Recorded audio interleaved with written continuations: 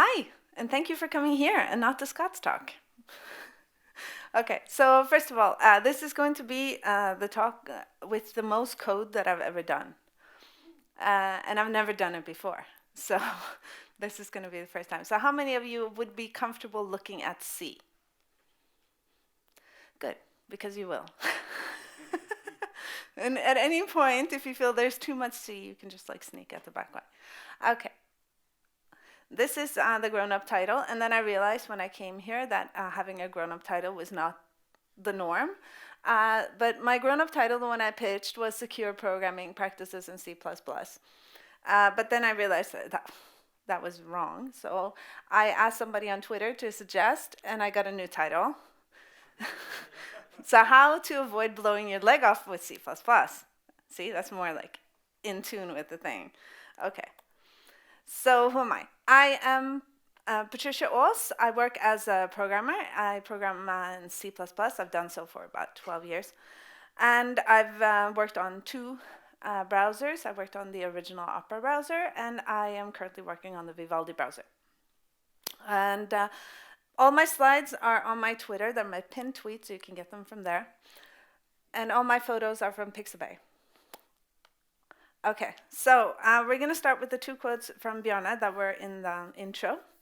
C makes it easy to shoot yourself in the foot. C++ makes it harder, but when you do, it blows your whole leg off. See, that's where the title came from. Yeah. So this is like the feeling most people have when seeing C or C++, and I'd like you to not get there. So then we'll go with Bjarne's second quote. Within C++, there's a much smaller and cleaner language struggling to get out. And that is the goal of this talk.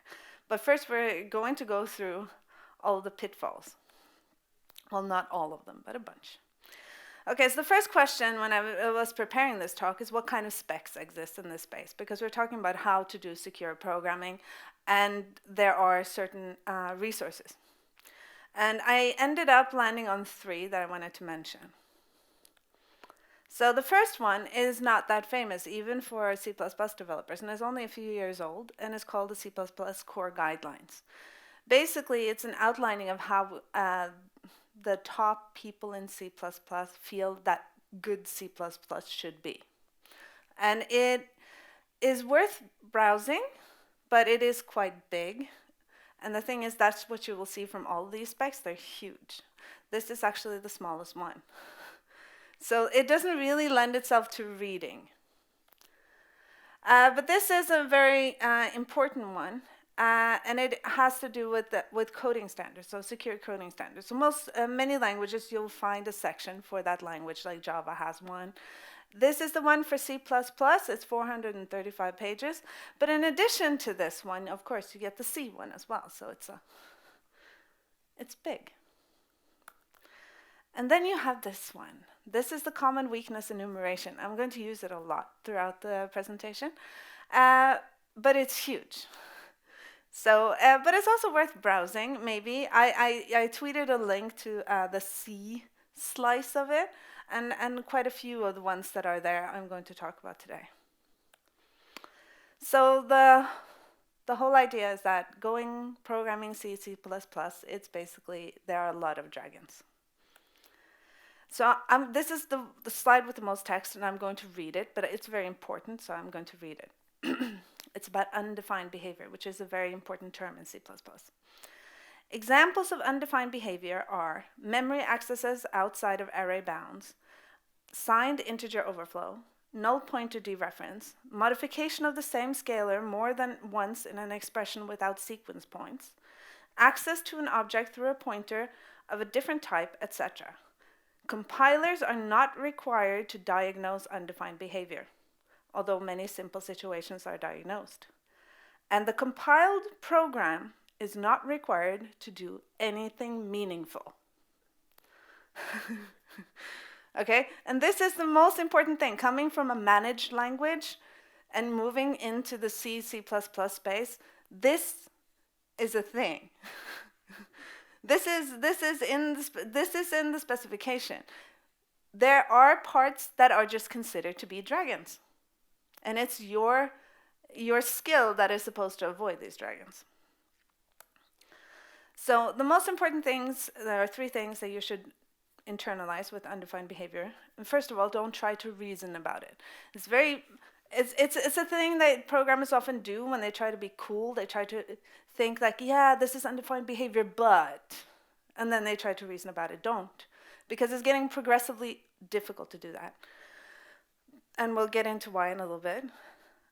You can just assume it crashes or it's never executed because that is allowed. You can just skip it. Changing your compiler or changing your compiler version or your optimization level can break your application if you depend on undefined behavior. And this is very common and often how people discover that they are depending on undefined behavior is that they change their optimization level and suddenly parts of their application don't work or it crashes.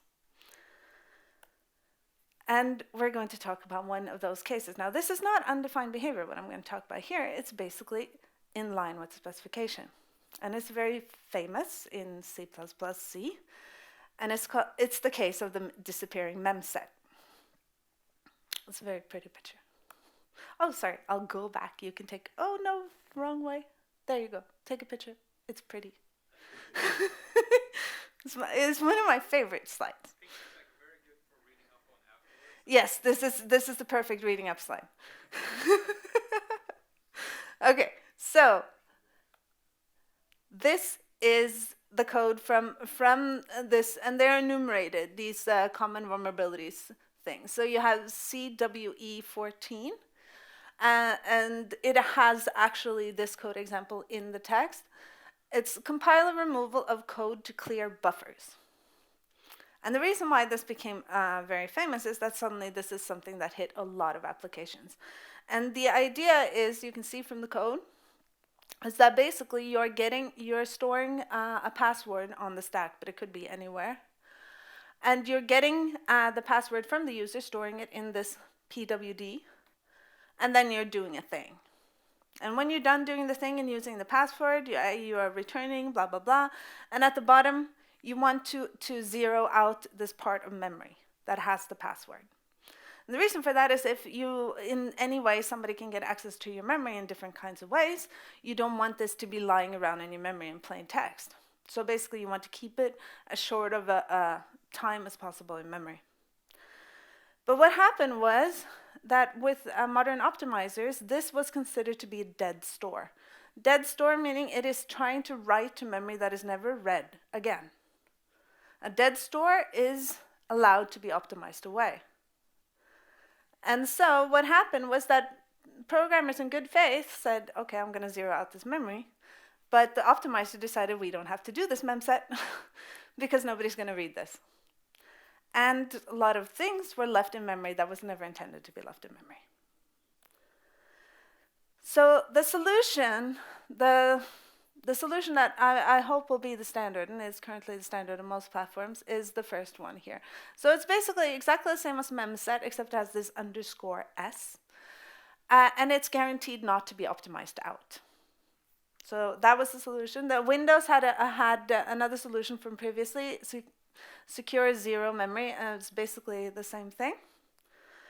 If you are in this scenario, if you have code like this in your application, go read these pages. Okay, don't take my word for it. It has different, depends on which version of C you're in and all sorts of things, what platform you're on. Make sure you study this. Okay, but this is the fun part. So we're going to go through 10 normal or common, famous vulnerabilities and show you how they can appear in the code. Okay, so the first ones are around integers. Oh, was I too fast again? See? But my slides are up. Okay, so we're going to go through unsigned integer wraparound, signed integer overflow, and numeric truncation error. So first, unsigned integer wraparound. And again, you can see that I have the number so you can go look it up again. But basically, this code, it looks like a lot, but we're going to see it several times. So just pay attention the first time and then you get it the next time. Basically, what it's trying to do is concatenate 2 strings. It's not very easy to see because the code is very big, but this is C, so there you go. So basically here, what you should pay attention to is the first length and the second length. The first length is set to uint max, which is the biggest number that there's room for in an unsigned int. The other one is 256 because it's a nice number. So, and then you have the buffer that we're going to copy these two, because basically we're going to try to put first and second inside of buff after each other. So we're concatenating two strings. We have a new string. But the buff is only 256. So we want to make sure that these two strings that we're going to put together, this is a contrived example, but if it's on the slide, right? So we're going to make sure in our if that, if you add the first length to the second length, then it has to be less than or equal to 256. That is our guard to make sure that we don't write outside of buff. The problem is that unsigned integer in C and C++ wraps. This is not undefined behavior. This is defined behavior. It wraps. So if you have a first length and you add to the second length, then it actually turns out to be 255, which is less. And you go straight in and you copy woohoo way past. So then we go to the next one. Sign integer overflow. Look, the code, very similar here. Now we have an integer. So now we're using integers. Integer overflow in C and C++ is undefined behavior. And remember, undefined behavior is you have no idea what's going to happen. And basically, this will be different. On different compilers, different platforms, you will see different results. The actual number you get will be different when you overflow. And also depends on optimization level. So this is like definitely undefined behavior territory. But you have the same idea. We're trying to make sure that we're not writing over. So we're checking that first length and second length is less than 256. But unfortunately, when the signed integer overflows, it often overflows into negative numbers. So this will be a negative number, which is less than 256, and we still go in and poof, we write over lots of memory. Then we have numeric truncation error. In this case, you're trying to put a number that is too big into an integer that is too small, basically. So in this case, an unsigned integer, you're trying to put an unsigned integer into an integer. And you can see that in that line it says int new len. So in this case, we're just putting the expression into a temporary variable because it makes it more readable, right? And the problem here is that first length plus second length still fits in an unsigned int. It will be uint max. But unfortunately, you're putting it into an int where it doesn't fit. And this is not undefined behavior. This is implementation-dependent behavior, which basically is the same problem. It just means that this time the actual compiler will have to tell you what happens. But it can depend between implementations of compilers, so for you it doesn't really matter. In Clang on Linux, I get -1. And -1 is less than 256, so poof, and we're back. Okay, so then we're going to do stack-based buffer overflow and heap-based buffer overflow and buffer underwrite/overflow, underflow. Okay, this one's much shorter. This is much easier. Yes, so this is our main. We have our stack allocated buffer, and then we just do a get which reads from the terminal, and then you can just write something that's bigger, and it will overwrite your stack. It's great. Today you'll mostly get a warning if you use gets, but you can use other things to achieve the exact same thing. I just wanted to put gets on one slide. So there you go. That's the get slide. Okay, and then we're going to do a heap-based buffer overflow. So if you allocate memory on the heap, and here, since we're in C, we're doing it with malloc. And so we're allocating our tiny little buffer. And then we're copying in one of our command line arguments. Again, untrusted input, when we're just writing it to a random place in memory. And we're writing outside again. And this is the most important thing, I think, to know from both C and C++, is that you can do this. It is possible to write outside of your specified region, and you don't have to get any kind of exception or a segmentation fault. You could get a segmentation fault, especially in this case, you probably will get a segmentation fault. But if there is valid memory right next to this, and that's what they do when they make an exploit, using this technique, they make sure that there is valid memory right next to it, and then they write into that. Okay, buffer, underwrite, underflow. And here we have our fabulous hello world. Now, this code, and I'll do another version of this code later, it's not very interesting, but basically the idea is to remove all trailing x's. In this case, we don't have any trailing x's, which is very unfortunate, because if you look at the while loop, it says we go in here as long as the current character isn't an x. And when you find an x, I want you to put a 0 there instead. The problem is there are no x's in hello world, and so this one will, instead of writing past the end, this will go past the beginning. Okay, so then we go to use after free or double free. These are pretty easy to write, but it's not very easy to understand how you would end up that way. So in a use after free, you've freed it, and then later you use it. And generally, the code that you will see will look something like this, because it's not something that will happen all the time. It will generally happen in some kind of weird branch in your code, but generally in this case, you're handling some kind of error.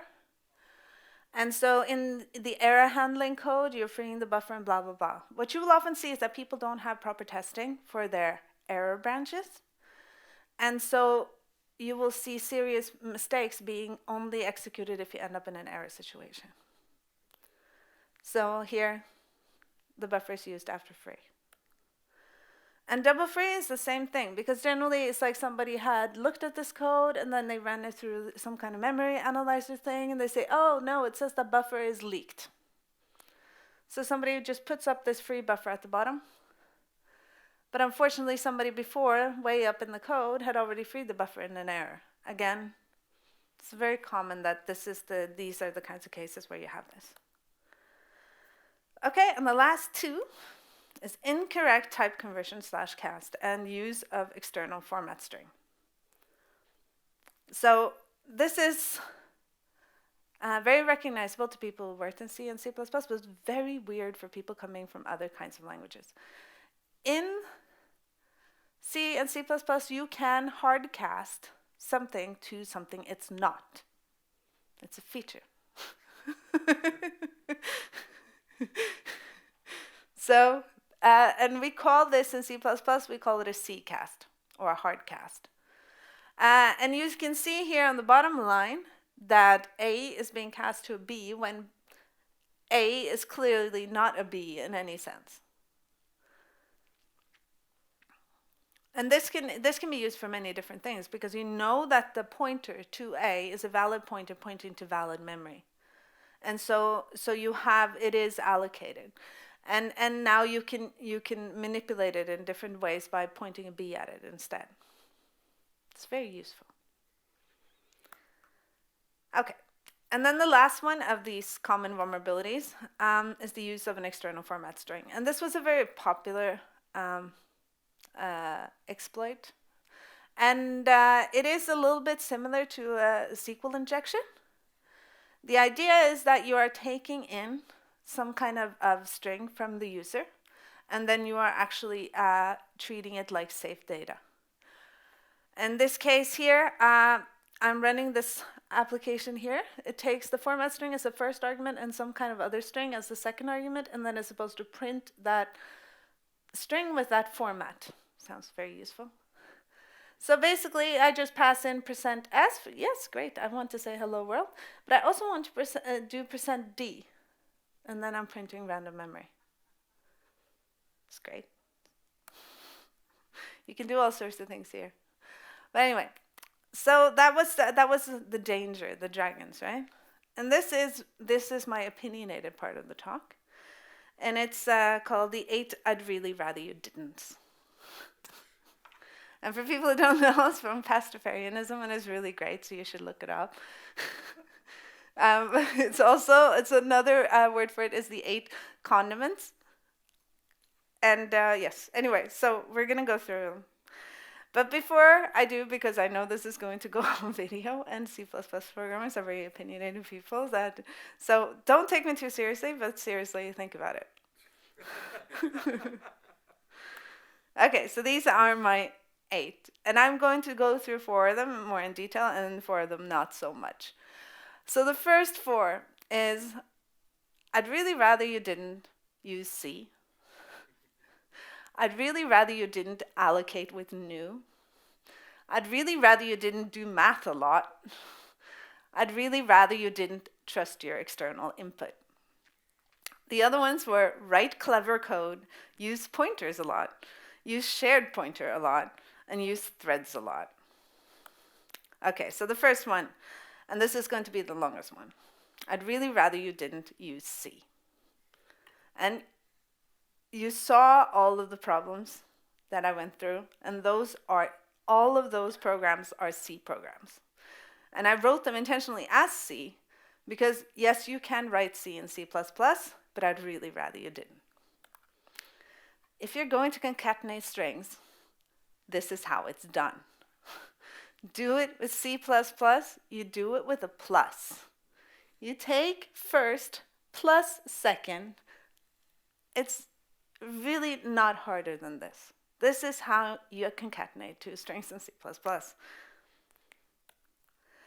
If you're going to read from the command line into a string, or from a string and out, you do it like this. Don't be allocating all sorts of buffers. Don't be reading stuff into stuff that's too small. This will size itself properly. This is how we do it in C++. You can see that we're making an std string first by just setting it equal to argv1. That will make a string of the proper size. You don't have to make stuff up. Okay, and use algorithms. So this is the really modern C++ way of removing the x's at the end of a string. So first here, in the first line, we have lambda. We can do lambdas in C++. Use lambdas in C++. Second one is we're using that lambda in our find if, and we're searching from the end, and we're stopping when the character is not an x. Then we're using erase on our string from that point until the end. Notice one thing that's very important here. There's no math. There's no integers anywhere here. And then you have C++ casts. We heard about C casts and C and hard casts. Well, this is how, if you really, really, really, really have to, and I'd really rather you didn't, have pointers. I'd really rather you didn't allocate with new. But if you have, and you are, then this is how it's done. So in this case, we have a Spider-Man and we have an Iron Man. And we're allocating a Spider-Man. And then we want our Iron Man to point to our Spider-Man, but that's not right because a Spider-Man is not an Iron Man. And if you compile this, you will have a compile time error saying that a static cast from this is with Clang. Static cast from Spider-Man to Iron Man is an error, which are not related by inheritance is not allowed. And then it shows exactly where. This is the thing that I love about Clang. They have those like really, really pretty little arrows. It's like, I love it. Anyway, okay. So if you have to do a cast and you're thinking you're doing some kind of relatable things, then use the static cast. You will get a compile time error if it's not. Okay. The second one. I'd really rather you didn't allocate with new. Now, the ones that you see next to here, they are references to the core guidelines. And I'm doing that mostly because that works really effectively with C++ developers if you refer to the core guidelines, because it's like the law. But anyway, so you can look them up. So this is actually, these next couple of slides are from a talk that I did earlier this fall, which is online. You can watch it. It's C++ for Java developers. But basically, this section is that I don't want you to allocate using new. And the reason for that is that if you have new, you get a pointer. And a pointer is something that points to somewhere in memory. And this is not like a pointer in any kind of other language. This is a raw memory address. And it is dangerous to have a raw memory address because you don't really know anything about the memory it points to. All you know is what kind of pointer you're holding. But this object could have been deleted by somebody else. This pointer can actually be pointing to a totally different type of object. You don't know anything about your pointers, so I'd really rather you didn't have pointers. And how you get pointers is with new. So what I would like you to do is use the stack. So you can allocate on the stack, hero H, semicolon, gives you a hero, it's on the stack. And I'd like you to use the stack.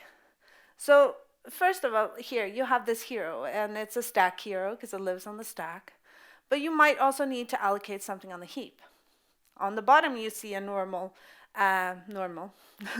new, where you're getting a pointer back. And I'd rather you didn't do that. So then you have the one above. So if you have to allocate memory on the heap, then do it with a unique pointer and hold a unique pointer on the stack or transitively on the stack. So something on your stack is holding something that's holding something that's... So that when the thing on the stack goes out of scope, transitively, all of these objects are deleted. This will avoid both double deletion. It will also avoid memory leaks. And it will also avoid use after free because these things are owned. And nobody holds a pointer to random memory. So here you have, and this is... some people like to say that this is a deterministic garbage collection, where the garbage collection happens at the curly bracket. So basically, when the string goes out of scope, its destructor will be called when it hits the curly bracket, and the object is deallocated. So using this is how you control memory lifetimes. And that's what it says here. So using the stack to manage resource lifetimes. And it doesn't only have to be memory. It could be any kinds of different kinds of resources, like locks you want to release, or file handles you want to release. Any kind of resource can be used in the same way. And this is how it's done. So in this case, you have two different types of pointers here. I'll have the unique pointer, which is how I would like you to allocate heap memory. But you also have the possibility of using shared pointer. Now, if you're coming from a managed language, that is very appealing. And that's why it's a separate point on my list. I'd really rather you didn't use shared pointers a lot. And the reason for that is in C++ and in C, it is a culture of managing your own memory. You have to, somebody owns this memory, somebody's in charge of this memory. This is like a thing. If you want to program like a C++ programmer, you have to have control of your memory and know who has it and how long it lives. And shared pointers have all the problems of reference counting, you could have circular ownership, and it will never disappear. Okay, so those were my two longest ones. And this is probably my most controversial one. I'd really rather you didn't do math a lot. Now you saw from all of the vulnerability slides, right? That was a problem. All of the wrapping and overflowing and all of these things ends up in a bad place. And most of the time, you use these things for things like copying strings and copying buffers and copying arrays, and then you have to have pointers and all sorts of things I think you shouldn't be doing. And the reason for that, and this is true even in managed languages, primitive types have no semantics. They don't tell you anything. If you have an int, it isn't a thing. It's just an int. It doesn't tell you what it is, and it doesn't have any kind of semantics to it. So if you have an int and you say that it's somebody's age, an int can be negative. It doesn't make sense. Somebody's age cannot be negative. But what it does have, so it has no semantics, but it has limits. Normal people are used to, you can count to infinity. You can't count to an infinity with a primitive type. It's not possible. So it's actually quite a bad representation for the things that we're using it for. So what I would like you to do is to reduce the value space of what is correct values to keep, and also to keep within defined behavior. To make sure if you are using an int and you are incrementing it, or if you're using an int and you're getting that number from somebody else, you are very quickly landing in undefined behavior. So I'd really rather you didn't. So we're going to look at a couple of different things in C++ around this that I'd rather you use. The first one is enum class, and it's quite recent in the newer versions of C++. So most of you are probably used to enums in C and in C++, and those are basically implicitly converted to ints. Again, I'd really rather you didn't have any ints. Enum class has no implicit conversion to int. It's a thing. It's a thing, and it can be many. You can have many things. So in this case, normally you could just write enum class direction, but in this case I've been creative, so I'm doing enum class direction : car, and then I can actually assign a specific character to each of my directions, so north, east, west, and south. And if you skip the middle part, and if I tried to print it, it wouldn't print anything. I actually have to provide a function to show what I would like to be printed if you try to print this enum. There is no implicit conversion of an enum class, enum, to anything. This is type safe, so two different ones, then that's a problem from C. If you have an enum A and an enum B, and they are both implicitly converted to 1, if you compare them, they will be the same, because you have an implicit conversion to int. In this case, that will not happen. They will be different, even if you have explicitly said that north is 1 and east is 2. These are type-safe enums. This one is not so famous, but I like it because it's kind of pretty. So this is string literals.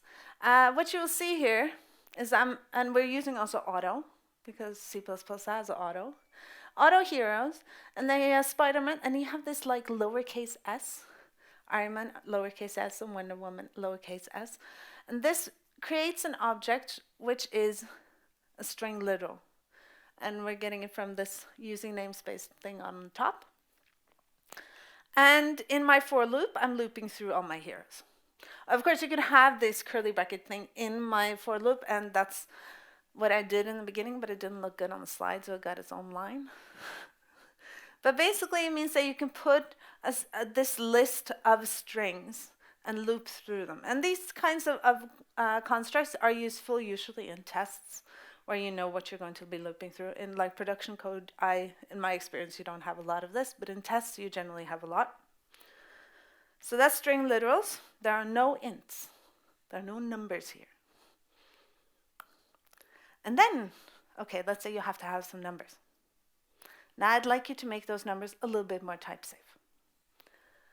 So here, you have an H, which is 24 underscore hours. And then you have a D, which is 7 underscore days. And then I try to add H to D, and I get an error from Clang again, fabulous error, saying that you can't add hours to days. Remember what I said, that integers have, and primitive types have no semantics. What I've done here is I've added semantics.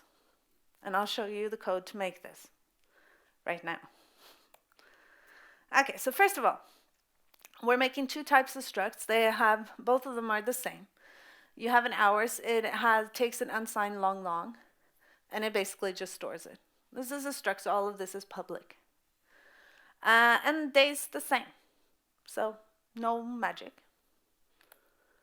Then I make a operator quote unquote.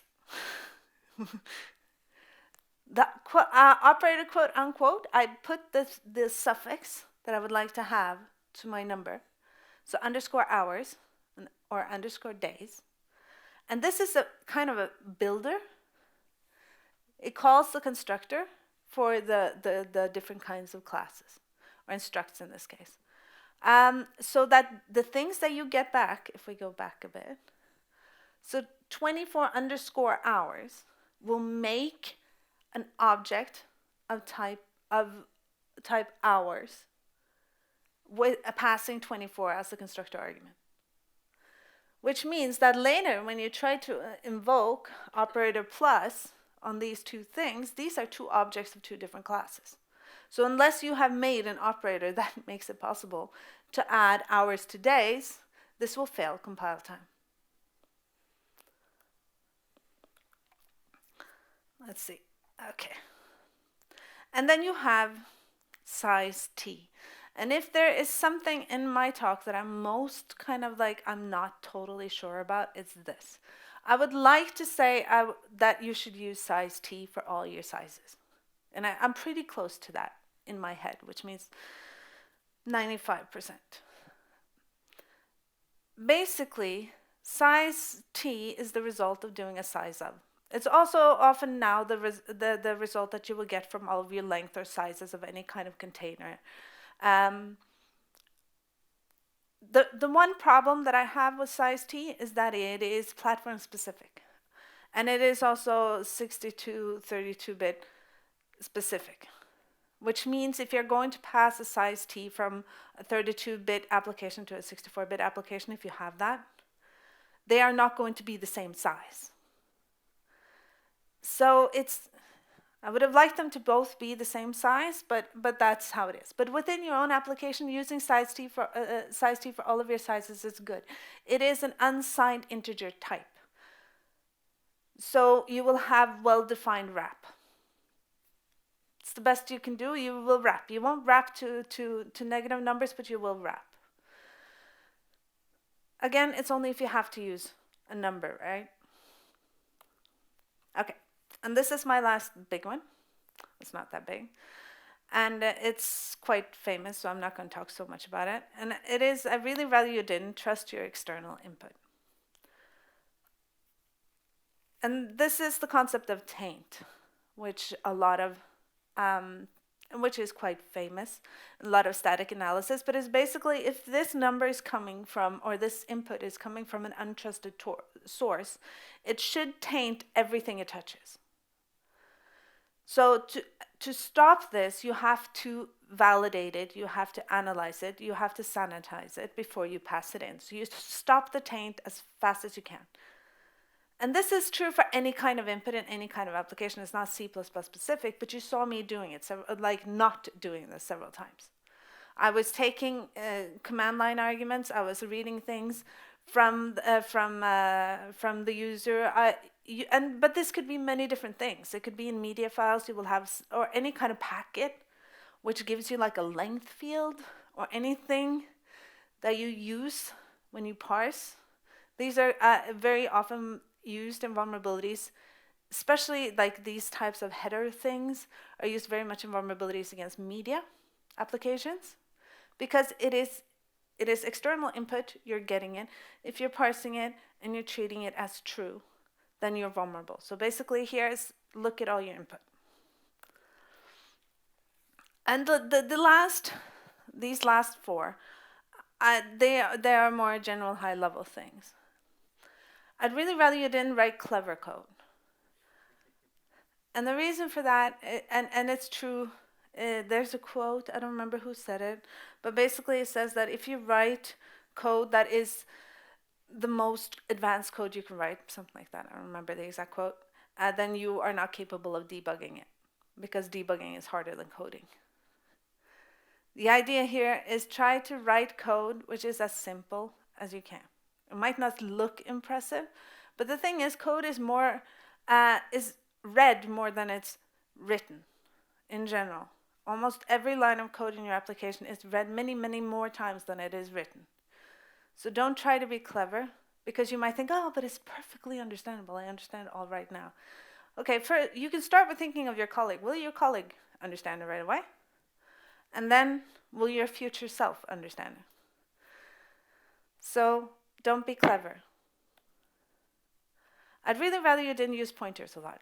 And I go through this a lot in my talk for the C++ for Java developers because this is a problem that they end up in often. It is because, like I said before, it's dangerous territory. Almost all of the vulnerabilities and the hardcore bugs that you get in C++ are because you're using pointers. This is where you get all of your weird stuff of double freeze and use after free and memory leaks and all of the really horrible segmentation faulty stuff is because you're using pointers. So try to eliminate using pointers, and the best way to do that is start by saying, I'm not going to new anything. Try. You might not be able to pull it off, but you might be able to isolate the code that does the new in very few places in your code. This, I said before, I'd really rather you didn't use shared pointer a lot. And the thing is, a lot of people feel like this is very appealing. And I've talked a lot about it with other C++ programmers, and I would say, I would like you to use stack allocated memory, either using the memory on the stack or using some kind of container which has a handle on the stack, which most containers have in the standard library. So I would say use that for 95% of your memory. 95% of your memory should be standard containers that you have on the stack or your own memory on the stack, basically your stack. Don't do anything fancy. Don't make your own containers. 95% of your memory should be here. And then when you have to implement your own thing, then use a unique pointer for the next X number of percent. I'm not sure. Well, you can adjust a little bit, but not much. But then when you come to shared pointers, I'd really rather you didn't use shared pointers at all. But there is a case where shared pointers is in use often, and it is for objects that you pass around, but you don't really know when everybody's finished with it. Generally, that will be stuff like buffers. Buffers with input that you give to your consumers. They might have different kinds of threads and different kinds of, they might be in different applications. So there is a very unsure lifetime.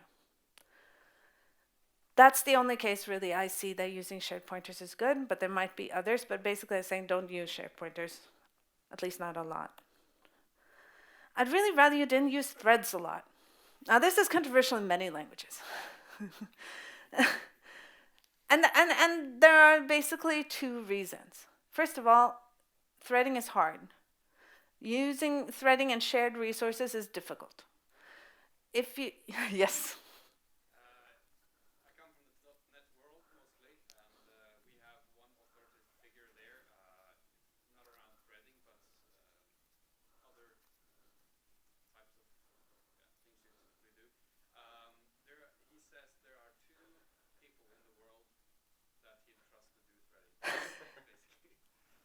Yeah, there are, yeah, and he said that there a .NET Oracle, let's call him that, says there are two people who trust to do threading in the world. And I would say you can do threading if you don't have shared state. The thing is, very often shared state will slip in later. That's the thing. You start off and it's like, I have made this fabulous architecture. These things will never touch. But the thing is, they are in the same memory address space. Then some intern, let's call him that, figures out. Well, the thing is, it's like, I'm not saying it's his fault, and then accidents happen.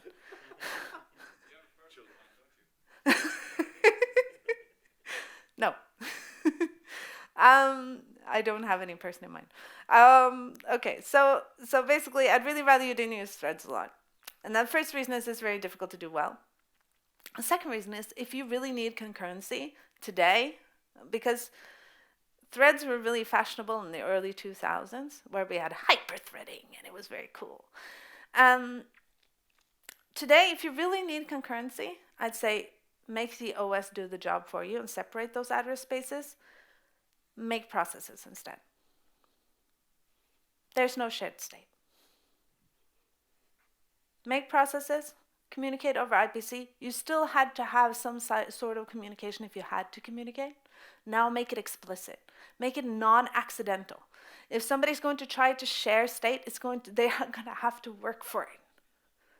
So, and this can easily be scheduled on different kinds of CPUs, even on bad architectures. This can be scheduled really well. And there are really good IPC mechanisms out there. So I'd really rather you didn't use threads. Use processes if you need concurrency. So that's the meat of my talk is done. And this is the one where it's very short, but it's very important. So let's do it. Use your tools. Specifically, anything you can get your hands on. So basically, turn up all your warnings as far as you can.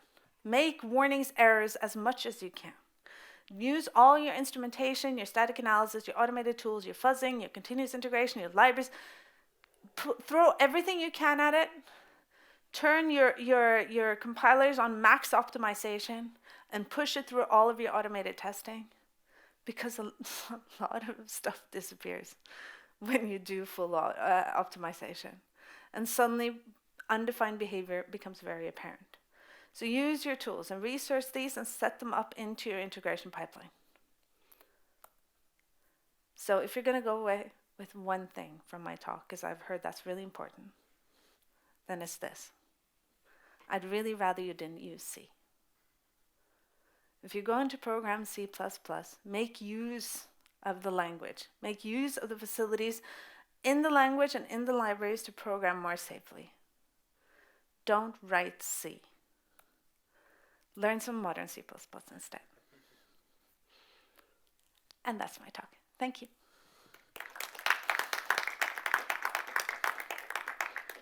So, are there any questions? Yes? Do you have a public repository of some code that you think is really, really neat and something that someone should really take a look at to apply most of these or many of these principles? I'll repeat the question. See, I can think while I repeat the question.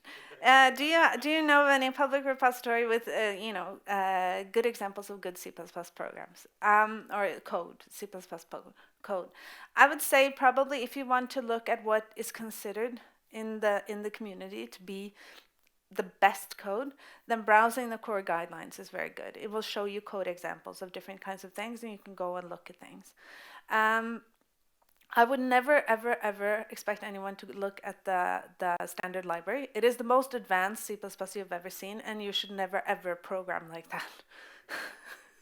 There are like 2% of the C++ developers in the world who feel comfortable reading the standard libraries. So don't do that. So look at the core guidelines. I think is a very good place to try to see what people today consider to be good C++. But is there, do you have any, I haven't looked at that, so this might be a stupid question, but it would be interesting to see a full working application of something with reasonable design principles. I don't know of any, like, okay, there are probably tons. The thing is, I usually work in code bases that are quite old, that have been shipping for a long time. Like when I worked in Opera, the code was had been developed since 1994. When I was now in Chromium, that is also an equally old code from the mid-90s, if you think of the full history of it. And when I worked in an embedded sector, we're basically doing a Linux distribution, which again has quite an age range, right? So what you will see in older code bases is that you will see a mix of styles. So in older type parts of the code, you will see a lot of new delete and pointers, and in newer parts of the code, you won't see that. And so it's very difficult to say this project is great. I've had a class I'd found here and there where I go like, oh my god, this code is fabulous. But more often it's just like one island, right? It's one developer's vision in the middle of lots of other things. So yeah, I'm not sure I'm comfortable saying this is great. But yeah, sorry. Have you put any of your ideas or things you said in the talk into static analysis tooling? Most actually, the common vulnerabilities enumeration was made for static analysis. So basically, they have test suites for static analysis tools. So a lot of these things were made specifically for that, and also the core guidelines has also been specifically made for automating things, for linting and things like that. Yeah, so that's sort of where these things go. Yes. Are you following your own guidelines? It's a good one. No. I try. No, I try, and I try to do better. I think that's hopefully true for all of us, is that if you look at code you wrote 3 years ago, you go like, oh my God, did I write that? And that only means we're getting better all the time, right? So yes, this is my goal, to write code like this. Doesn't mean I'm always very good at it, and it doesn't mean my first version is like this, but hopefully before I push to master, it looks more like this. So yeah, I hope, yeah, that's my goal, that it will look like this. Any more questions? No? Then thank you so much for coming.